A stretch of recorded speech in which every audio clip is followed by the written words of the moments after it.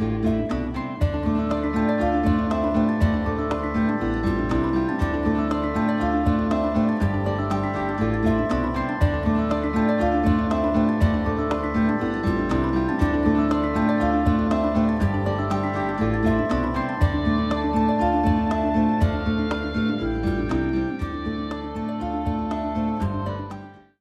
Oracle of Luna is a podcast with me, Bridget Engels, as your host. Here we have conversations with real live, present-day goddesses who are actively and courageously doing their magical work in the world. Each episode is a bewitching journey with relevant discussions on topics such as Wiccan pagan spirituality, writing, culture, magical practices, art, ritual, and the craft in its many forms. Merry meet! Welcome to another episode of the Oracle of Luna podcast. I'm Bridget Engels, your host, and today I'm very excited to chat with Morgan Daimler. Morgan teaches classes on Irish myth, magical practices, fairies, and related subjects in the U.S. and internationally. She is a published author of several anthologies, magazine articles, and books. Morgan is one of the world's foremost experts on all things fairy. Morgan's books include Fairies, A Guide to the Celtic Fair Folk, Fairy the Otherworld by Many Names, and Paid with a Kiss by Moon Books. Morgan has also presented papers on fairies and witches at several university conferences. Welcome, Morgan. Thank you for having me on. I'm excited to chat with you today. Yeah, I'm super excited to have you on the show. I've read several of your books, and you are one of the foremost gurus on fairies. And I've had some listener feedback asking for a guest that could talk about fairies. So I'm really excited that you're here. Yeah, it seems to be a subject that's gaining a lot of popularity recently. So always something I'm happy to talk about. Yeah. All right. Well, let's dive right in if you're ready to go. Yeah, for sure. Okay, as I always begin my show with people's origin stories, how did your spiritual journey begin as a witch, and what did that look like for you? Yeah, so I kind of have a weird background. I guess anything associated with fairies, it's going to be weird. So that is true for me too. I was raised in a home that I kind of describe as like secular agnostic. We weren't really raised with any religious traditions. We had like the Easter bunny that brought chocolate, and we had Santa and the reindeer that brought presents, like that kind of stuff. Mm-hmm. But there was never any real talk of like divinity or religious structures or anything like that. But I was part of the Irish American diaspora. So I did hear, through that things about fairies and things that you do or you don't do. And so I kind of always had this idea that, things like fairies and ghosts existed. And that was sort of as close to like spirituality as I had when I was really little. And then when I was 11, my best friend at the time got a copy of Scott Cunningham's book, Wicca, A Guide for the Solitary Practitioner. Oh, yes. Yes. Oh, yes. Gotta love it. And this would have been back in 1990, I want to say. So, at the time, the book was new. Now it's a classic. And, a lot of people are familiar with it. But at the time it came out, it was sort of this new thing. And, witchcraft wasn't a really widespread popular thing in particularly the early 90s. Yeah. It's much more of an obscure sort of thing. And so I had never heard of it before. And my friend got this book, and she was like, well, I want to try this, but I don't want to do it by myself. Yeah. Understandably. Yeah. Because again, we were like preteens. And I was like, okay, well, let me borrow it and I'll read it, and then we can, go from there. And my friend, for the record, ended up not being interested in witchcraft, and she kind of went in a different direction. But I read that book, and it was like light bulbs lighting up. I was like, oh my gosh, this makes so much sense to me. Obviously everything has a spirit. Of course, if there's a divine masculine, there's going to be a divine feminine. It's like everything just really clicked from that book. Yeah. And I pretty much started doing the rituals in the book, the wheel of the year and the full Hmm. moon and all that. I And remember those. Yeah. yeah, if you can kind of picture the original pink cover that book had, and I would Oh. dog ear all the pages. I mean, it was it was something. But yeah, it just kind of, for me, from the moment I sort of realized that witchcraft was an option, and that it was a real thing that existed, it just made real sense to me. Yeah. It aligned with stuff I already believed, and the framework of it just made sense, in a Hmm. way that, because I had at that point looked into like some other more like mainstream popular religions, but they never really felt right. They never clicked. Hmm. And then I hit witchcraft and I was like, this is it. We found a winner. Yeah, I can relate. And I think that was the time when New Age was around. Everything was Yeah. kind of New Agey, but it was witchcraft was starting just to gain a little bit of a foothold. When did you start believing in or seeing or interacting with fairies?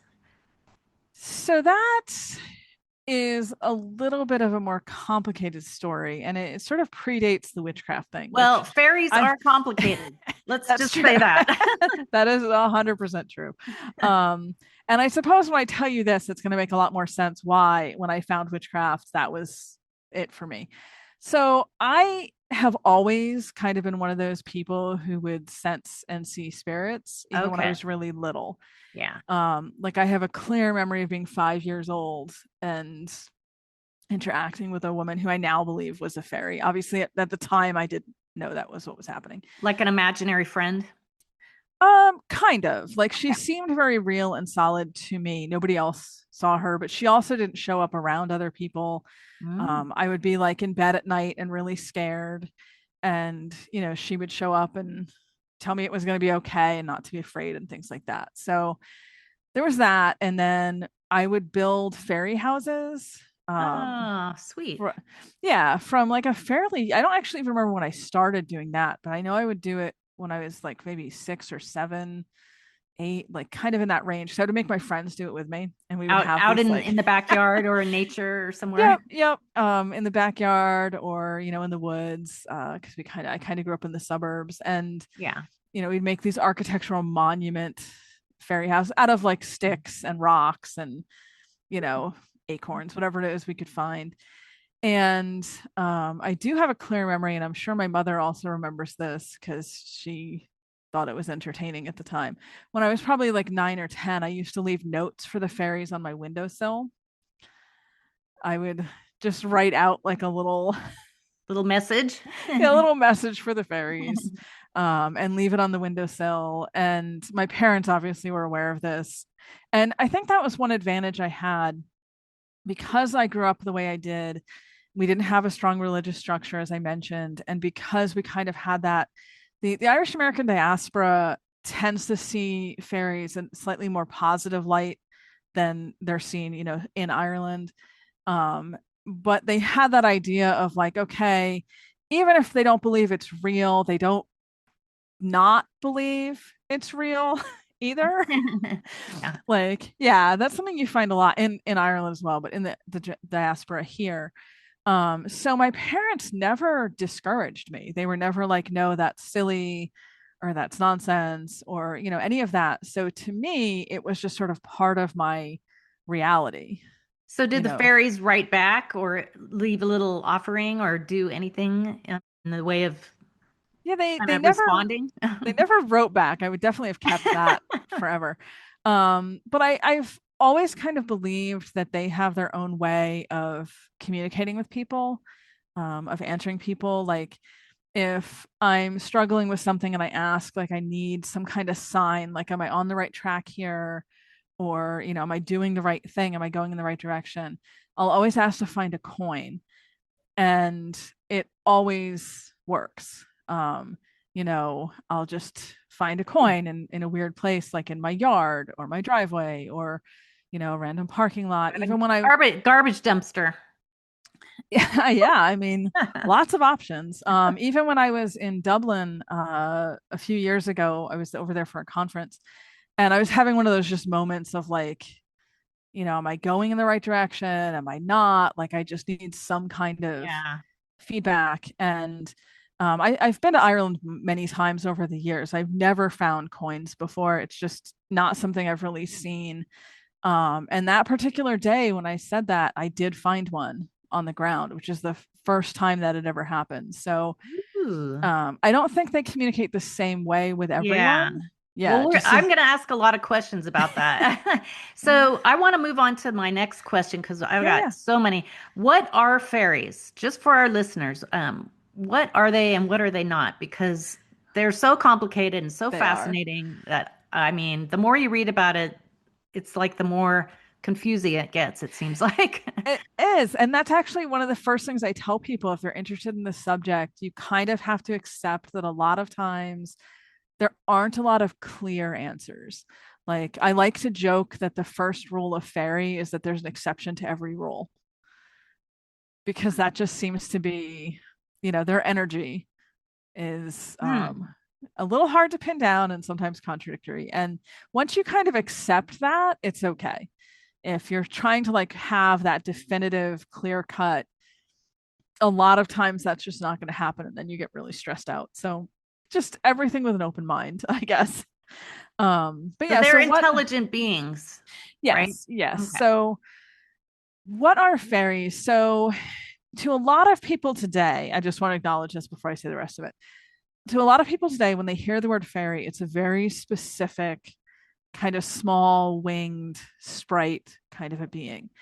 My perspective, and this is what we find a lot in like the more traditional folklore and also like just the older accounts. Like if you do research prior to like the 21st century, this is how you're going to see fairies described. It's basically a catch-all term, fairy, as opposed to a specific being. It's more like a type of being. And you have a pretty wide range in there. So for people who are coming from a more like Christian perspective, I'll usually say they're not angels and they're not demons, kind of everything in between. To pagans, what I'll usually say is they are a specific type of spirit that comes from another reality, the world of fairy, that is adjacent to ours, and that they have the ability to travel back and forth. So they can come into our world, but they can also go back to their own world. And the majority of them, they're sapient beings. They can look very human. You find a ton of stories where people encounter them and they look fairly human, but with kind of an aura to them. Hmm. I had mentioned the redheaded woman that I saw when I was a child, and I do believe now she is a fairy, but at the time she just looked like a, maybe on the more petite side, but not tiny, Hmm. woman who would appear and kind of sit with me, next to me on my bed. And um, I wouldn't have looked at her and immediately thought she wasn't human, except, of course, that she, appeared and disappeared and did Hmm. all sorts of things that most humans can't do. Well, that is also another thing about fairies is that they can be visible and then invisible. They can shapeshift. Yes. Yes. And that actually is one of the really fascinating things to me. So Yeah. when we're talking about fairies, we're only talking about like Northwestern European belief. But Yeah. I do believe that there are fairies and fairy-like beings globally. And if we look like elsewhere in Europe, if we look at like Germany with elves, we see the same idea that these are beings, they can be physically present in our world and then they can disappear, or they can turn into smoke and like pass through cracks in a wall and then be physical again. They just have this ability to kind of um, influence our perceptions of reality, Hmm. I guess I would say. Yeah. And yeah, they can be around you and be invisible. They can shapeshift. We have tons of stories of different specific types of fairies that can look like, cats or horses or, kind of whatever they want to look like in the moment. So, Hmm. yeah. For some of us, we live in an urban environment or, suburban, or Mhm. like me, I live in the desert, but it's like, how can we see or feel or sense fairies wherever we live? Like, say we're walking around New York, New York City. Yeah. are there fairies in New York, in a city, a I big mean, city? yeah, because I can't speak to New York City specifically, because I don't know LA, for New sure. York, San Francisco. Yeah. But in my experience and also in my research, because I'm this weird kind of liminal person, like I actively believe in all this. This is foundational to my spirituality, but I am also a folklorist, Mhm. and persistent academia. So I kind of have a foot in both worlds, so to speak. Yes. And if we look at like the wider stories, we have a ton of stories of fairies in urban environments, going to like races and competitions and human fairs, like what we would, I guess, call like a harvest fair now these Hmm. days, but they used to be like big trade fairs and things. And they don't really seem to shy away from any of those places. And I have had experiences in cities. And I personally believe we can find these types of spirits everywhere. I think that obviously there's indigenous spirits wherever we're at. Those are the ones I would sort of term as fairy like they're very similar to what Yes. we'd see fairies as. And then we also have when communities move, the spirits kind of tied to them, including fairies, will move. So we have a Yeah, that's kind of leading to my next question is like, how do we determine or can we determine or separate fairies from land spirits or nature spirits or Yep, that is an excellent question. And I think I kind of take a Venn diagram approach to it. I think that we have some beings that are land spirits or nature yeah. spirits, and that's just sort of what they are. It might be like the embodiment of a river or the embodiment of a mountain. Sort of those deep land spirits. And then we have beings that are fairies that are not connected to the human world. They go where they want, they do what they want, they have that sort of flexibility, and they're coming from this other reality, this other world. But then we have that area where those two circles cross over. Yes. And we do have some beings that are called fairies that we would also call them nature spirits or land spirits. Like a lot of people would consider like dryads, Hmm. or naiads or nymphs. Mm-hmm. Again, this is more of the Southern European stuff, but we would kind of put those in the grouping with fairies, Okay. even though those tend to be tied to like a specific tree or a specific, place. So there's definitely that overlap happens between the two. Yeah, I thought so. And just walking, doing little hikes out in the canyon, I noticed a burrow the other day. We're just walking along. That's a land spirit, but I also felt like it was sort of a fairy visitation too. Yeah, I think that we definitely have that crossover that can happen. Yeah. And again, this is where it gets really messy because I don't know that there's a really clear cut, like for me, when I talk about like the pure land spirits, the pure nature spirits, I don't know what other term to use for that. Those are usually ones that are very deeply embedded in that particular place. Right. Like I said, almost the embodiment, the spirit of that place. But I've encountered beings that I would say are, like this is the spirit of this stream or this river, but it doesn't feel anchored the same Mm, way. And to me, that's a very fairy kind of okay. feeling. It feels like it's living there now and it's the spirit of that place now, but it could move if it wanted to, And you know. so also fairies are beyond the veil. They are in the other world and they can come into our divination or dreams or Yes. astral travel or trance states. Yep. Yep. So there's that aspect as well. Yeah. I'm actually a huge believer in particularly dream communication. Yeah. And that is something, interestingly enough, we have a huge amount of precedent for that. It shows that people talk about it in, stories and even historic material going really far back. And then when modern psychology started to come in, and I'll preface this by saying I'm not criticizing the field of psychology. That is what I have my degree in. It's amazing and wonderful. But the downside, I should say, not the flip side, the downside is when psychology started coming in the late 19th century, it really took this approach that dreams are just your brain talking to itself. Mm-hmm. And And processing. Mm. yes, yeah, this is just how you process things. And obviously, sometimes it is like if you went to bed dreaming of, eating cheese because you were hungry, and then you actually literally dream of eating cheese, that is just your brain, Yeah. talking to Yeah. itself. But I think a lot of times we do have dreams that are portentous or significant or communicating with different kinds of spirits, whether it's human ghosts or fairies or, other sorts of things. But I think that because we kind of have it drilled into us, that psychological view of dreams are just your brain, a lot of times people ignore the messages we get in dreams. Mm-hmm. But it I'm could a be a message from a fairy. It could. And I'm actually a huge advocate for dream journals. Like, I Yeah. think that when you start journaling, you'll start to see patterns that maybe you don't notice otherwise because you're just not paying attention, you Sure. know? Yeah. And you can kind of start to filter out, like, okay, this is just my brain. Like, I was really stressed out that day. And so I had a dream of work, kind of, stress dreams, versus I keep having this very similar spirit or person coming to me in a dream and giving me really good advice. And now that I'm looking back at it, I'm realizing actually no, that advice like applies Mm-hmm. exactly to things that are going on. And maybe this is a fairy, or maybe this is, some spirit that's trying to help me out.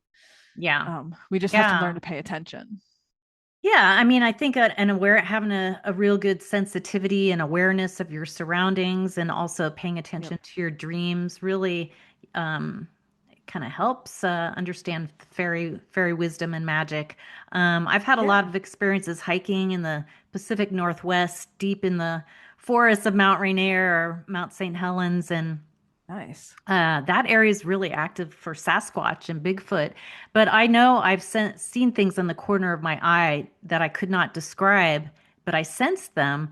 And I was talking to somebody, and I think there's a whole philosophy about the corner of the eye sensations or peripheral Yep. vision Peripheral vision. Yep.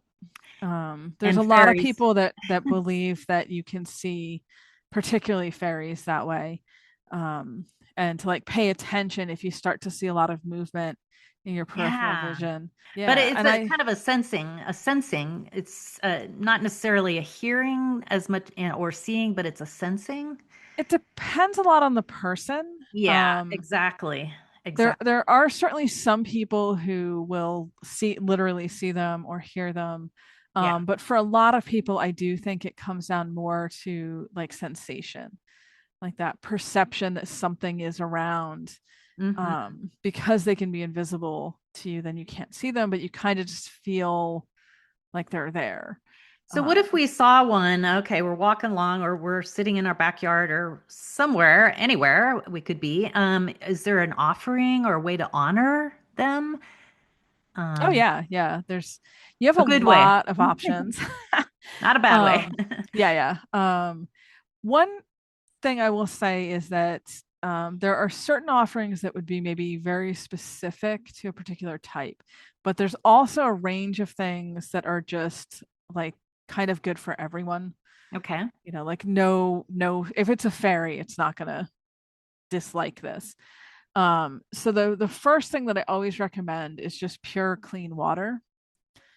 And there is precedent for that in folklore, but I've also just found for myself, whether it's a land spirit or a nature spirit or a fairy, pouring out or, leaving out a little bowl of just clean water Okay.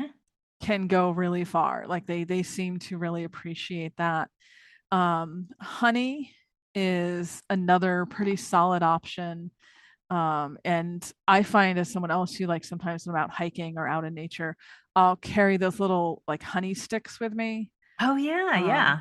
yeah, you don't have to leave a lot of any of this, Mhm. just a little bit, and do it with the intention of, I am leaving this for whatever friendly spirits might be around, for whatever fairies might be around.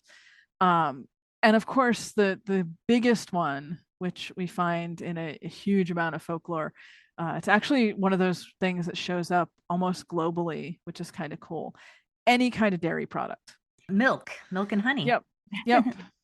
You could combine them and do the milk and honey together. Milk in general, cream, cheese, butter, Hmm. any of that kind of stuff. And I always mention this because I always get asked about it when I'm talking about this subject. For people who are vegan, your best bet is the clean water. Yeah. The vegan milk substitutes are not the same, and they don't seem to be accepted the same Okay. way.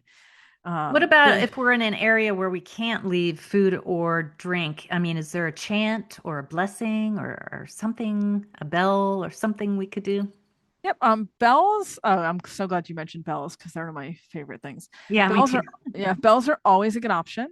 Okay. Um, there's a long history. I keep saying there's a long history of everything, but just to want to provide for people listening to understand, like this is something that's established beyond just my personal opinions and Yeah. practices. There's a long history of bells being seen as something that when you ring a bell, it drives out any negative energy and Hmm. any negative spirits that are around. But it also calls in positive. It Right. brings in positive energy. It brings in positive spirits.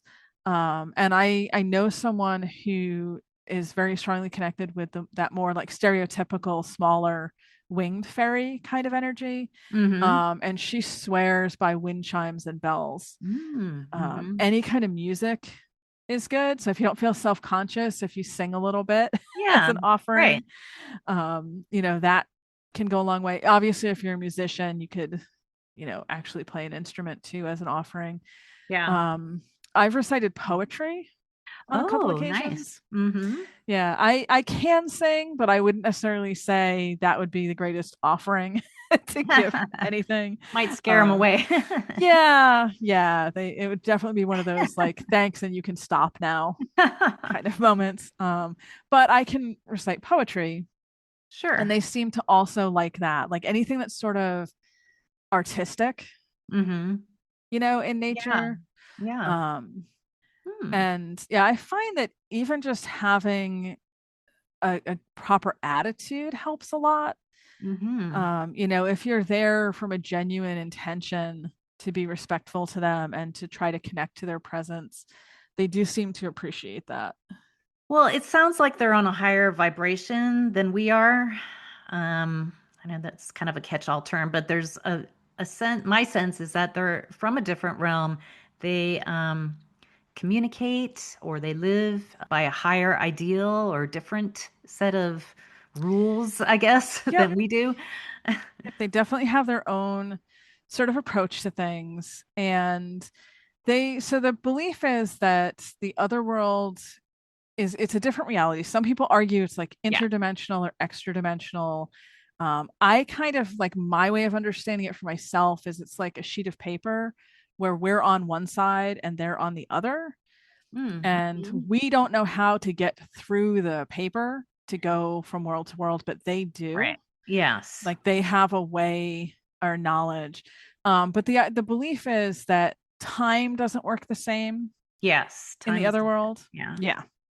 exactly. So I think that sometimes that is how they can have knowledge of things that haven't happened in our world yet. Mm-hmm. Right. Um, because, they sort of exist outside of the concept of time, I guess I would say, which sounds very like quantum physics, but that's Well, it's our sense of time. yes. I mean, they have a different sense of time. Yes, we as humans tend to be very anchored in the idea of time. And like everything we do kind of revolves around cycles of time. And that does not seem to be the case for fairies. They do sort of connect to like major festivals, and they like a good party, basically. I mean, who doesn't? But Yeah. particularly the fairies like a Well, good again, the party. energy is light and the vibration is light. The sound of the music. I mean, I'm just Yeah, it seems to draw them in, and they like to participate and join in. I mean, there are fairy beings who are not fans of humanity and not like safe mm, necessarily to interact with. okay. Um, Okay. but Yeah, I mean, it's like that's a good anything point. else. Yeah, I mean, it's like anything else. You could say the same thing about humans. Like, Yeah. there's a lot of really great humans out there, and humans that would help a total stranger, you know, without any thanks or anonymously or whatever. And then there's humans out there that you really don't want to run into. Yeah. You know. Always. And yeah, Wherever and we so live. yeah, I mean, it's like anything else Sure. with that. But the ones who tend to be the most willing to engage with humans, like if you want to have this connection, if you want to work with these spirits, be connected to these spirits, those tend to be the ones that already like humans to begin with. You know, if you're trying to reach out to connect to a fairy, like it's very unlikely doing that you're going to end up with one that doesn't like humans. And I wanted to point out, I have one of her books that I love. It's called Fairy Witchcraft by Pagan Portals, Moon Books, a neo-pagan's guide to the Celtic fairy faith. Because I started reading it again and thinking, how can I blend fairies with my witchcraft practice? So I know there's several different ways and in Mhm. rituals, but is there one maybe way that we can all do that might blend with our witchcraft to connect with fairies? Yeah, I mean, it depends a little on how you as an individual approach your witchcraft practice. Yeah. Um, but so one thing that I always recommend, and I'll put this out because this anybody could do this, wherever you live, in the city, in an apartment, in the middle of the woods, in the suburbs, it doesn't matter. You have house spirits, house fairies around you. House spirits. Yes. Yes. Right. There are certain types of spirits, certain types of fairies who just that is how they choose to exist. They choose Okay. to live where humans live. Even if you can't see them, you can usually learn how to sense them. They'll affect like the moods in Okay. places. Okay. Um, and I'm gonna take up too much time if I get Yeah, off on that's a this whole too much. different Sorry. topic, but how can But we? that's a Okay. great place to start. Just put Okay. out that intention. I recommend what I do for myself is set up a little area in your living room or in your kitchen, like the one of the popular spots, or you could do it if you're a witch, like in your altar if you And your wanted altar. to.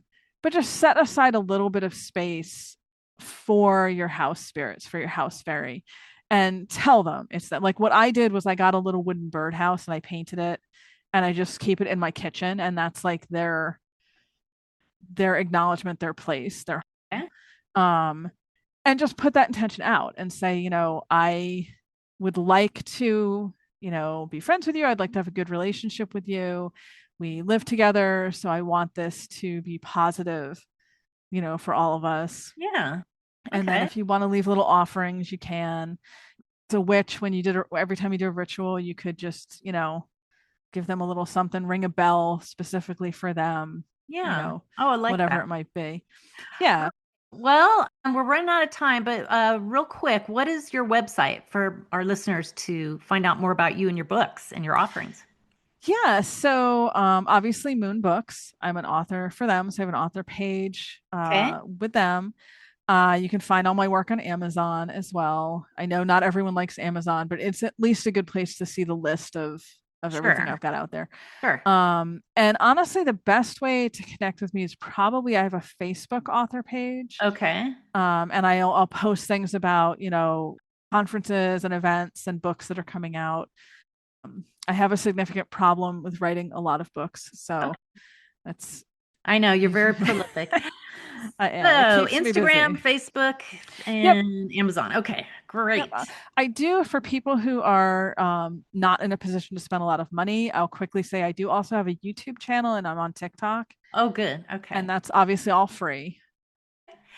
Perfect. So I want to leave just a few minutes, just 1 or 2 minutes. I just want to say thank you so much for being on the show with and doing all the incredible research and writings on all things fairy. And take it away for 1 or 2 minutes here.